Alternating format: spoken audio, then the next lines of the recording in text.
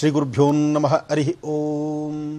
ಶುಕ್ಲಾಂಬರಧರಂ ವಿಷ್ಣುಂ ಶಶಿವರ್ಣಂ ಚತುರ್ಭುಜಂ ಪ್ರಸನ್ನವದನಂ ಧ್ಯಾಯೇತ್ ಸರ್ವವಿಘ್ನೋಪಶಾಂತಯೇ. ಅಗಜಾನನ ಪದ್ಮಾರ್ಕಂ ಗಜಾನನ ಮಹರ್ನಿಶಮನೇಕದಂತ ಭಕ್ತಾನಾಂ ಏಕದಂತಮುಪಾಸ್ಮಹೇ.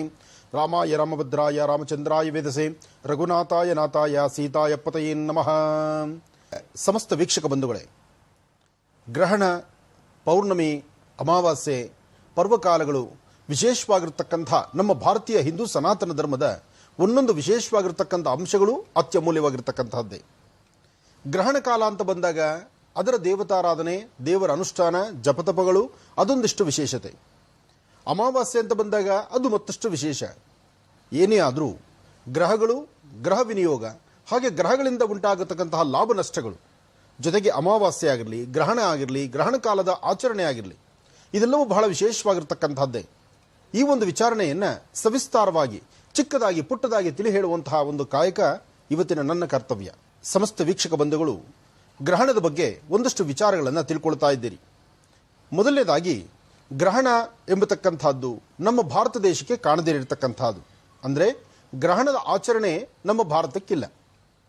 ಹಾಗಿದ್ರೂ ಸಹಿತ ಗ್ರಹಣದ ಆಚರಣೆ ಇಲ್ಲ ಅಂತ ನೀವು ಹೇಳಿದ್ರು ಗ್ರಹಣದ ಬಗ್ಗೆ ಮಾತಾಡ್ತಿದ್ರಲ್ಲ ಅನ್ನೋ ಮಾತು ನಿಮ್ಮಲ್ಲಿ ಇರಬಹುದು.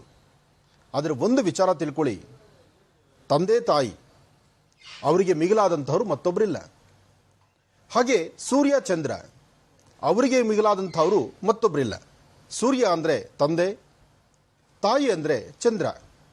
ಸೂರ್ಯ ಚಂದ್ರರನ್ನ ನಾವು ಹೇಗೆ ಆರಾಧನೆ ಮಾಡ್ತೀವೋ ಹಾಗೆ ತಂದೆ ತಾಯಿನ ಎಷ್ಟು ಹೃದಯದಲ್ಲಿಟ್ಟು ಆರಾಧನೆ ಮಾಡ್ತೀವೋ ನಮ್ಮ ಎರಡು ಕಣ್ಗಳೇ ತಂದೆ ತಾಯಿ ಅಂತ ಹೇಳ್ತೀವಿ. ಹಾಗಿದ್ದ ಮೇಲೆ ಸೂರ್ಯನಾಡಿ, ಚಂದ್ರನಾಡಿ ಎಂಬತಕ್ಕಂಥದ್ದು ತಂದೆ ತಾಯಿ ಎಂಬತಕ್ಕಂಥದ್ದು. ಹಾಗೆ ಪ್ರಸ್ತುತ ಸಂಭವಿಸ್ತಿರ್ತಕ್ಕಂಥದ್ದು ಸೂರ್ಯನಿಗೆ ವಿಶೇಷವಾಗಿರ್ತಕ್ಕಂಥ ಈ ಒಂದು ಸೂರ್ಯಗ್ರಹಣ. ಈ ಸೂರ್ಯಗ್ರಹಣ ರಾಹುಗ್ರಸ್ತ ಸೂರ್ಯಗ್ರಹಣ. ಭಾರತಕ್ಕೆ ಕಾಣೋದಿಲ್ಲ, ಆದರೆ ಗ್ರಹಣ ಇದೆ. ತಾವೆಲ್ಲ ಒಪ್ಪಬೇಕಾದಂಥ ವಿಚಾರ ಒಂದಿದೆ. ಇಲ್ಲೇನಪ್ಪ ಅಂದರೆ, ನಮ್ಮ ಭಾರತಕ್ಕೆ ಕಾಣದಿರತಕ್ಕಂಥ ಗ್ರಹಣದ ಬಗ್ಗೆ ಇಷ್ಟೊಂದು ಕಲ್ಪನೆ ನಮಗೆ ಯಾಕೆ ಬೇಕು ಅಂತ ತಾವು ಹೇಳ್ತೀರಿ. ಒಪ್ಕೊಳ್ಳೋಣ. ಆದರೆ ಗ್ರಹಣ ಇರೋದು ಸತ್ಯನಾ? ಗ್ರಹಣ ಇರೋದೇ ಸತ್ಯ ಆದಮೇಲೆ ಅದರಿಂದ ಸಂಭವಿಸುವಂತಹ ಒಂದಷ್ಟು ಸಮಸ್ಯೆಗಳು, ದೋಷಗಳು ಅದಿರೋದು ಸತ್ಯವೇ. ಹಾಗಿದ್ದ ಮೇಲೆ ಸೂರ್ಯಗ್ರಹಣ ಶನಿವಾರ, ಅದರಲ್ಲೂ ಅಮಾವಾಸ್ಯೆ ರಾಹುಗ್ರಸ್ತ ಸೂರ್ಯಗ್ರಹಣ ಸರಿಸುಮಾರು ಮಧ್ಯಾಹ್ನ 12 ಗಂಟೆ 15 ನಿಮಿಷದಿಂದ 4:15 ಈ ಒಂದು ಗ್ರಹಣ ಪ್ರಕ್ರಿಯೆ ಇದೆ. ಆದರೆ ಈ ಸಮಯದಲ್ಲಿ ನಮ್ಮ ಆಚಾರ ವಿಚಾರಗಳು ಹೇಗೆ, ನಮ್ಮ ಆಚರಣೆ ಹೇಗೆ? ಭಾರತಕ್ಕೆ ಕಾಣದಿರೇ ಇದ್ದರೆ ನಾವು ಯಾವ ಆಚರಣೆ ಮಾಡೋಂಗಿಲ್ಲ, ಒಪ್ಕೊಳ್ಳೋಣ. ಆದರೆ ಗರ್ಭಿಣಿ ಸ್ತ್ರೀಯರ ಮುಂದೆ ಇದ್ರ ಬಗ್ಗೆ ಒಂದು ಯೋಚನೆ ಮಾಡಬೇಕಾಗಿದೆ. ಗರ್ಭಿಣಿ ಸ್ತ್ರೀಯರಿದ್ದಾಗ ಅವ್ರ ಬಗ್ಗೆ ಒಂದಷ್ಟು ಚಿಂತನೆ ಮಾಡಬೇಕು. ಯಾವುದೇ ಗ್ರಹಣ ನಮ್ಮ ಭಾರತಕ್ಕೆ ಕಾಣದಿರ ಇದ್ರೂ ಗ್ರಹಣದ ಒಂದಷ್ಟು ದೋಷಗಳು ಉಂಟಾಗ್ತಕ್ಕಂಥದ್ದು ಇದು ಸತ್ಯವೇ ಸರಿ. ಹಾಗಾಗಿ ಈ ಬಾರಿ ಸಂಭವಿಸುವಂತಹ ವರ್ಷದ ಮೊದಲನೇ ಗ್ರಹಣ ಸೂರ್ಯಗ್ರಹಣವಾದ್ದರಿಂದ, ಹಾಗೆ ಶನೇಶ್ಚರನಿಗೆ ವಿಶೇಷವಾಗಿರ್ತಕ್ಕಂಥ ಆರಾಧನೆಯನ್ನು ಮಾಡ್ತಾರೆ. ನೀಲಾಂಜನ ಸಮಾಭಾಸಂ ರವಿಪುತ್ರ ಮಿಮಾಗ್ರಜಂ ಛಾಯಾಮಾರ್ತಾಂಡ ಸಂಭೂತಂ ತನ್ನಮಾಮಿ ಶನೇಶ್ಚರಂ. ಶನಿ ಮತ್ತು ಸೂರ್ಯ ನೋಡಿ, ತಂದೆ ಮಕ್ಕಳು ಯಾವತ್ತೂ ಆಗೋದಿಲ್ಲ, ಅವರು ಶತ್ರುಗಳೇ. ಅಂದರೆ ಆ ಪ್ರೀತಿ, ವಿಶ್ವಾಸ, ಬಾಂಧವ್ಯ ಇರಬಹುದು, ಆದರೆ ಕ್ರಮದಲ್ಲಿ, ಆಚರಣೆಯಲ್ಲಿ, ಸ್ಟ್ರಿಕ್ಟ್ ಆಗಿ ವ್ಯವಹಾರ ಮಾಡೋದ್ರಲ್ಲಿ ಯಾರೊಬ್ಬರ ಬಗ್ಗೆ ಇಡುವಂಥ ದೃಷ್ಟಿ ಎಲ್ಲೂ ಕಾಂಪ್ರಮೈಸ್ ಇಲ್ಲ. ಇಂತಹ ಪರಿಸ್ಥಿತಿ ಶನಿಯಿಂದ ಉಂಟಾಗ್ತಕ್ಕಂಥ ಅಮಾವಾಸ್ಯೆಯ ಒಂದಷ್ಟು ದೋಷಗಳಿದೆ. ಅದರ ಜೊತೆಗೆ ಗ್ರಹಣ ಎಂಬತಕ್ಕಂಥದ್ದಿದೆ. ಇಲ್ಲಿ ಸೂರ್ಯಗ್ರಹಣ ಇದೆ. ಸೂರ್ಯಗ್ರಹಣ ಈ ಶನಿವಾರ ಆದ್ದರಿಂದ ಇಲ್ಲಿ ಪ್ರತಿಯೊಬ್ಬರು ಸಹಿತ ಒಂದಷ್ಟು ಎಚ್ಚರಿಕೆ ವಹಿಸ್ತಕ್ಕಂಥದ್ರಲ್ಲಿ ಖಂಡಿತ ತಪ್ಪಲ್ಲ. ಗುರು ಹಿರಿಯರು, ಮಹರ್ಷಿಗಳು, ಸಾಕಷ್ಟು ಜನ ಯತಿಗಳು ಎಲ್ಲರೂ ಹೇಳುವಂಥ ಮಾತಿಷ್ಟೇ, ಗ್ರಹಣ ಅಂದಾಗ ನಿರ್ಲಕ್ಷ್ಯತನ ಮಾಡಬೇಡಿ. ಜೊತೆಗೆ ಅದನ್ನು ನೀವೆಲ್ಲೋ ಒಂದು ಕಡೆ ತಾತ್ಸಾರವಾಗಿ ನೋಡ್ತಕ್ಕಂಥದ್ದು ಸಮಂಜಸ ಅಲ್ಲ. ಗ್ರಹಣದ ಅನುಷ್ಠಾನಗಳನ್ನು ನಿಮ್ಮ ಶಕ್ತಿಯಾನುಸಾರ ನಿಮ್ಮ ವಾಸ್ತುಗೃಹಗಳಲ್ಲಿ ಎಷ್ಟು ಸಾಧ್ಯವೋ ಅಷ್ಟು ನಿಮ್ಮ ಕುಲದೇವರನ್ನ ಪ್ರಾರ್ಥನೆ ಮಾಡಿ, ಗುರು ಹಿರಿಯರ ಆಶೀರ್ವಾದ ಪಡೀರಿ.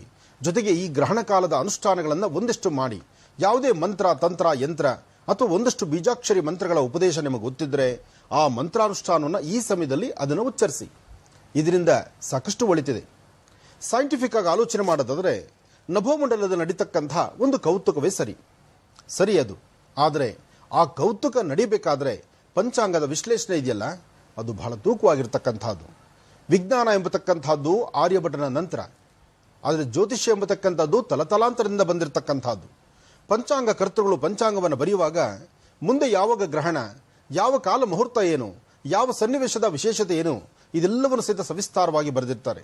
ಬರೆದಂತಹ ಈ ಒಂದು ವಿಶೇಷವಾಗಿರ್ತಕ್ಕಂತಹ ಗ್ರಹಣ ಇರ್ತಕ್ಕಂತಹ ಈ ದಿನ ಆಚರಣೆಗಳನ್ನು ಸಹಿತ ಒಂದಷ್ಟು ಶಾಂತಿ ಸಮಾಧಾನವಾಗಿ ಆಲೋಚಿಸಬೇಕು. ನಾವು ಶನಿವಾರ ಬೆಳಗ್ಗೆ ತಲೆಗೆ ಸ್ನಾನ ಮಾಡಿಕೊಂಡು ಮನೆ ದೇವರ ಪ್ರಾರ್ಥನೆ ಮಾಡಿ, ಶನೇಶ್ವರನ ಆರಾಧನೆ ಮಾಡಿ, ಸೂರ್ಯ ದೇವರಿಗೆ ನಮಸ್ಕಾರ ಮಾಡಿ, ರಾಹುಕಾಲ ಅಂದರೆ ಈ ಶುಭ ದಿನ ಗ್ರಹಣ ಕಾಲ ಎಂಬತಕ್ಕಂಥದ್ದು 12ರಿಂದ 4:15 ಒಂದಷ್ಟು ಎಚ್ಚರಿಕೆ ವಹಿಸ್ತಕ್ಕಂಥದ್ರಲ್ಲಿ ಖಂಡಿತ ತಪ್ಪಲ್ಲ. ಈ ಒಂದು ಸಮಯದಲ್ಲಿ ನಾವು ಜಾಗೃತರಾಗಿದ್ದರೆ ಯಾವ ತೊಂದರೆ ತಾಪತ್ರಯ ನಮ್ಮದಲ್ಲ.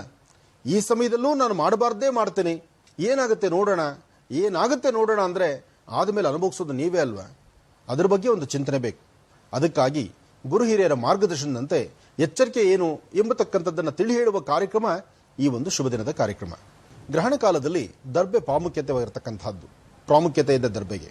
ಕಾರಣ, ವಾಸ್ತುಗೃಹವನ್ನು ಶುದ್ಧಿ ಮಾಡಿ ನೀವೆಷ್ಟೇ ಶುದ್ಧಿ ಆದರೂ 2 ದರ್ಬೆಯನ್ನಿಟ್ಟಾಗ ಅದಕ್ಕೆ ಮತ್ತಷ್ಟು ಶಕ್ತಿ ಬರುತ್ತೆ. ಆಹಾರ ಪದಾರ್ಥಗಳ ಮೇಲೂ 2 ದರ್ಬೆಯನ್ನು ಇಡಬೇಕು. ಹಾಗೆ ಏನೇ ಮಾಡಬೇಕಾದರೂ ಅದಕ್ಕೆ ಅದರದೇ ಆದಂತಹ ಒಂದು ಕ್ರಮ ಇದೆ. ಆ ಕ್ರಮದ ಆಚರಣೆಗೆ ದರ್ಬೆ ಬಹಳ ಪ್ರಾಮುಖ್ಯತೆ. ದರ್ಬೆ ಮನುಷ್ಯನ ಹುಟ್ಟಿನಿಂದ ಸಾಯುವವರೆಗೂ ಪ್ರತಿಯೊಂದು ಕಾಲಗಳಲ್ಲೂ ದರ್ಬೆಯ ಪ್ರಾಮುಖ್ಯತೆ ಬಹಳ ವಿಶೇಷವಾಗಿರ್ತಕ್ಕಂಥದ್ದು. ಹಾಗಾಗಿ ದರ್ಬೆ ಗ್ರಹಣ ಕಾಲದಲ್ಲಿ ಬಹಳ ಪ್ರಾಮುಖ್ಯತೆ ಇದೆ. ದರ್ಬೆ ಸೀತಾದೇವಿ ಭೂಮಿಯಲ್ಲಿ ಹೋದಾಗ, ಅಂದರೆ ಅಗ್ನಿಪ್ರವೇಶ ಆದ ನಂತರ ಸೀತೆ ಪಾವಿತ್ರಳು ಎಂಬತಕ್ಕಂಥ ವಿಚಾರ ಗೊತ್ತಾದ ಮೇಲೂ ಸಹಿತ ತಾಯಿಯ ಮಡಿಲ ಸೇರಲಿಕ್ಕಾಗಿ ಸೀತೆ ಭೂಮಿಗೆ ಹೋಗ್ತಾಳೆ. ಯಾಕೆಂದ್ರೆ ಭೂತಾಯಿಯ ಮಗಳು ಸೀತೆ. ಆ ಸೀತೆ ಭೂಮಿಗೆ ಹೋಗ್ಬೇಕಾದ್ರೆ ತನ್ನ ಕೇಶಗಳು ಭೂಮಿ ಮೇಲಿದ್ದಂಥದ್ದು ಅದು ದರ್ಬೆ ಅಂತ ಹೇಳ್ತಾರೆ. ಅದಕ್ಕೆ ಆ ದರ್ಬೆಗೆ ಅಷ್ಟು ಪವಿತ್ರತೆ ಇರತಕ್ಕಂಥದ್ದು, ಅಷ್ಟು ವಿಶೇಷತೆ ಇರತಕ್ಕಂಥದ್ದು. ಗ್ರಹಣ ಕಾಲದಲ್ಲಿ ನೀರಿಗಾಗಲಿ ಅಥವಾ ಕೆಲವು ಪದಾರ್ಥಗಳಲ್ಲಾಗಲಿ ಉಪ್ಪು, ಹುಣಸೆಹಣ್ಣು, ಹುಳಿ ಇಂತಹ ಪದಾರ್ಥಗಳಲ್ಲೂ ಸಹಿತ ದರ್ಬೆಯನ್ನು ಹಾಕುವುದು ಹಿಂದಿನಿಂದ ಬಂದಿರತಕ್ಕಂಥ ಒಂದು ಪದ್ಧತಿ. ಆ ಪದ್ಧತಿ, ಆಚಾರ, ವಿಚಾರ ಇದೆಲ್ಲವೂ ಸಹಿತ ಅಂದಿನಿಂದ ಇಂದಿನವರೆಗೂ ನಡ್ಕೊಂಡು ಬಂದಿದೆ. ಗ್ರಹಣ ಎಂಬತಕ್ಕಂಥದ್ದು ನಮ್ಮ ಭಾರತಕ್ಕೆ ಕಾಣೋದಿಲ್ಲ ನಿಜ. ಆದರೆ ಗ್ರಹಣದ ಆಚರಣೆ ಒಂದಷ್ಟು ಜನ ಮಾಡೇ ಮಾಡ್ತಾರೆ. ಕಾರಣ, ಸೂರ್ಯಚಂದ್ರರು ನಮ್ಮ ಭಾರತ ದೇಶಕ್ಕೆ ಕಾಣದಿದ್ರೂ ಸೂರ್ಯಚಂದ್ರರು ಒಬ್ಬೊಬ್ಬರೇ. ಆ ಒಬ್ಬೊಬ್ಬರೇ ಅಂದಾಗ ಅವರಿಗೆ ಗ್ರಹಣ ಸಂಭವಿಸುವಂತಹ ಕಾಲ. ಒಂದಷ್ಟು ಜಪ ತಪ ಅನುಷ್ಠಾನಗಳನ್ನು ಮಾಡತಕ್ಕಂಥದ್ದು. ಗ್ರಹಣದ ಆಚರಣೆ ಒಂದಷ್ಟು ಜನ ಮಾಡೋರಿದ್ದಾರೆ, ಮಾಡದಿರತಕ್ಕಂಥವ್ರಿದ್ದಾರೆ. ಹಾಗಂತ ಸಂಪೂರ್ಣವಾಗಿ ಭಯಪಡಬೇಕಾದ್ದಿಲ್ಲ. ಯಾಕೆಂದ್ರೆ ಅದರ ಬಿಂಬಗಳು, ಅದರ ಕಿರಣಗಳು ಅಷ್ಟು ನಮ್ಮ ಮೇಲೆ ಬೀಳ್ತಕ್ಕಂಥದ್ದಿಲ್ಲ. ಹಾಗಾಗಿ ಧೈರ್ಯದಿಂದ ಇರಬಹುದು. ಆದರೆ ಗರ್ಭಿಣಿ ಸ್ತ್ರೀಯರು, ವಯಸ್ಸಾಗಿರ್ತಕ್ಕಂಥ ಹಿರಿಯರು, ಸಣ್ಣ ಪುಟ್ಟ ಮಕ್ಕಳು ಒಂದಷ್ಟು ಎಚ್ಚರಿಕೆ ಇರತಕ್ಕಂಥದ್ದು ಬಹಳ ಉತ್ತಮನೇ ಸರಿ. ಶನಿವಾರ ಬಂದಿರತಕ್ಕಂಥ ಸೂರ್ಯಗ್ರಹಣ, ಅದರಲ್ಲೂ ಶನಿ ಅಮಾವಾಸ್ಯೆ ಅಂತ ಒಂದಷ್ಟು ಕಡೆ ಹೇಳ್ತಾರೆ. ಇದು ದೇಶಾಚಾರ ಪದ್ಧತಿ. ಒಂದೊಂದು ಭಾಗಗಳಲ್ಲಿ ಒಂದೊಂದು ಪದ್ಧತಿ, ಆಚಾರ ಇದೆ. ಅಂತಹ ಆಚಾರ ವಿಚಾರಗಳ ಬಗ್ಗೆ ನಾವು ತಿಳ್ಕೊಳ್ಳೋದಾದರೆ ನಾವು ತಿಳ್ಕೊಳ್ಬೇಕಾಗಿರ್ತಕ್ಕಂಥದ್ದು, ಜೊತೆಗೆ ಆಚರಿಸಬೇಕಾಗಿರ್ತಕ್ಕಂಥದ್ದು, ಭಕ್ತಿಯಿಂದ ಭಗವಂತನ ಪ್ರಾರ್ಥನೆ ಮಾಡ್ತಾ ಅನುಷ್ಠಾನಗಳನ್ನು ಮಾಡತಕ್ಕಂಥದ್ದು ಬಹಳ ವಿಶೇಷ. ಹಾಗಾಗಿ ಶನೇಶ್ವರನ ಆಲಯಕ್ಕೆ ಹೋಗಿ ಸ್ವಾಮಿನ ಪ್ರಾರ್ಥನೆ ಮಾಡಿ. ಹಾಗೆ ಗ್ರಹಣ ಕಾಲ 12ರಿಂದ 4:15 ಈ ಸಮಯದಲ್ಲಿ ಕೆಂಪು ವಸ್ತ್ರದಲ್ಲಿ ಗೋಧಿಯನ್ನು ಕಟ್ಟಿಡಿ. ಅದರ ಜೊತೆಗೆ ಒಂದಷ್ಟು ಉದ್ದಿನಬೇಳೆ. ಯಾಕೆಂದರೆ ರಾಹು ಅಂದರೆ ಉದ್ದಿನಬೇಳೆ, ಅದರಲ್ಲೂ ಸೂರ್ಯ ಅಂದರೆ ಗೋಧಿಗೆ ಮುಖ್ಯವಾಗಿರ್ತಕ್ಕಂಥದ್ದು ಕೆಂಪು.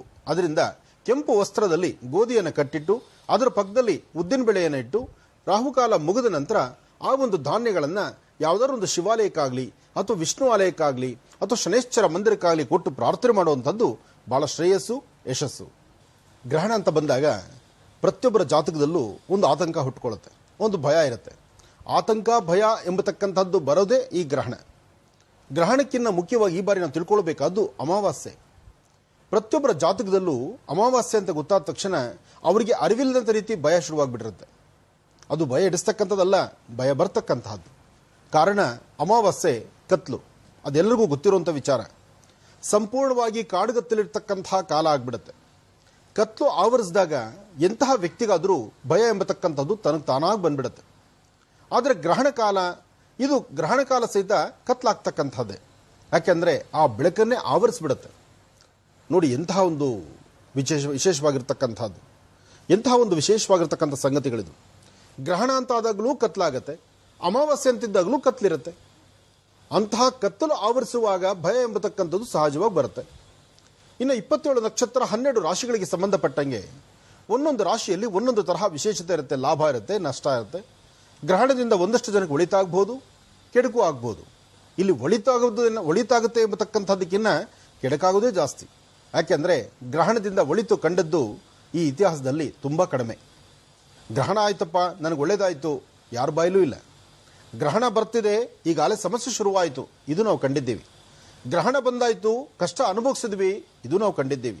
ಗ್ರಹಣ ಬಂದದ್ದೇ ಬಂತು, ನಮ್ಮ ವಾಸ್ತುಗೆ ದೊಡ್ಡ ಗ್ರಹಣ ಬಡ್ದಂಗೆ ಆಯಿತು, ಈ ಮಾತನ್ನು ನಾವು ಕೇಳಿದ್ದೀವಿ. ಇಂತಹ ಒಂದು ಪ್ರಕ್ರಿಯೆಗಳು, ಇಂತಹ ಒಂದು ಸಮಸ್ಯೆಗಳು ಎದುರಾದ್ರಿಂದ ಇಲ್ಲಿ ಬಹಳ ಜೋಪಾನ ಬೇಕು, ಎಚ್ಚರಿಕೆ ಬೇಕು, ಜವಾಬ್ದಾರಿ ಬೇಕು. ರಾಶಿಗಳಲ್ಲಿ ಮೊದಲನೇ ರಾಶಿ ಮೇಷರಾಶಿ. ಮೇಷರಾಶಿ ಮೇಷಲಗ್ನ. ಶನಿವಾರ ಮೇಷರಾಶಿ ಮೇಷಲಗ್ನದಲ್ಲಿರ್ತಕ್ಕಂಥವ್ರಿಗೆ ಲಾಭದ ದಿನವ? ಖಂಡಿತ ಲಾಭ ಇಲ್ಲ. ಭಯ ಎಂಬತಕ್ಕಂಥದ್ದು ಅರಿವಿಲ್ಲದಂಥ ರೀತಿ ಮನೆ ಬಾಗಿಲಿಗೆ ಬರುತ್ತೆ. ಇಲ್ಲಿ ಜೋಪಾನ ಬೇಕು, ಎಚ್ಚರ ಬೇಕು, ಜವಾಬ್ದಾರಿ ಬೇಕು. ಮಾಡುವ ಪ್ರತಿ ಕಾಯಕವೂ ಸಹಿತ ಹಿರಿಯರ ಮಾರ್ಗದರ್ಶಕರ ಅವರೊಂದು ಮಾತಿನಂತೆ ನಡೀಬೇಕು. ಉದ್ದಟತನದಿಂದ ಮುಂದೆ ನಡೀತಕ್ಕಂಥದ್ದು ಸಮಂಜಸವಲ್ಲ. ದೂರಬಾರ ಪ್ರಯಾಣ ಅಷ್ಟು ಸಮಂಜಸವಲ್ಲ.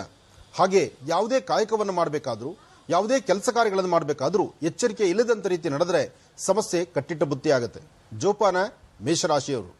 ಏನೇ ಮಾಡಿದ್ರೂ ಗಣಪತಿನ ನಮಸ್ಕಾರ ಮಾಡ್ತಾ ಗಣಪತಿಯನ್ನು ಆರಾಧನೆ ಮಾಡಿ ಗಣಪನ ಅನುಗ್ರಹ ಪಡೆದರೆ ಈ ಶುಭ ದಿನ ಒಂದಷ್ಟು ವಿಶೇಷತೆ. ಇನ್ನು ಶುಕ್ರ ಮತ್ತು ಬುಧ ಇರತಕ್ಕಂಥ ಆಸ್ಥಾನ, ಚಂದ್ರ ಮತ್ತು ಕೇತು ಇರತಕ್ಕಂಥ ಆಸ್ಥಾನ ಪರವಾಗಿಲ್ಲ. ಹಾಗಂತ ಧೈರ್ಯವಾಗಿದ್ದರೂ ಎಲ್ಲೋ ಒಂದು ಕಡೆ ಅಂಜಿಕೆ ನಮ್ಮನ್ನು ಬಾಧಿಸುತ್ತೆ. ಭಯಪಡಬೇಕಾದ್ದಿಲ್ಲ. ಮಾಡುವ ಕಾಯಕವನ್ನು ಶ್ರದ್ಧಾಭಕ್ತಿಯಾಗಿ ಮಾಡಿ, ಚಂದ್ರಶೇಖರನ ಆರಾಧನೆ ಮಾಡಿ, ನಿಮ್ಮ ಮಾತೃಶ್ರೀ ಅಂದರೆ ಜನ್ಮದಾತೆ ತಾಯಿಯ ಪಾದ ಮುಟ್ಟಿ ನಮಸ್ಕಾರ ಮಾಡಿ, ಸಾಧ್ಯವಾದರೆ ಒಂದಷ್ಟು ಗೋಕ್ಷೀರವನ್ನು ಶಿವಮಂದಿರಕ್ಕೆ ಕೊಡಿ. ಅದರ ಮಧ್ಯದಲ್ಲಿ ಸೂರ್ಯನಿಗೆ ಪ್ರಧಾನವಾಗಿರ್ತಕ್ಕಂಥದ್ದು ಗೋಧಿ ಮತ್ತು ಕೆಂಪು ವಸ್ತ್ರವನ್ನು ಮನೆಯಲ್ಲಿ ಗಂಟು ಕಟ್ಟಿಟ್ಟು ಅದನ್ನು ಶಿವಾಲಯಕ್ಕೆ ಕೊಟ್ಟು ಪ್ರಾರ್ಥನೆ ಮಾಡೋದ್ರಿಂದ ಶನಿವಾರದ ವಿಶೇಷತೆ, ಗ್ರಹಣದಿಂದ ಬರತಕ್ಕಂಥ ದೋಷವನ್ನು ದೂರ ಮಾಡಿಕೊಳ್ತೀರಿ.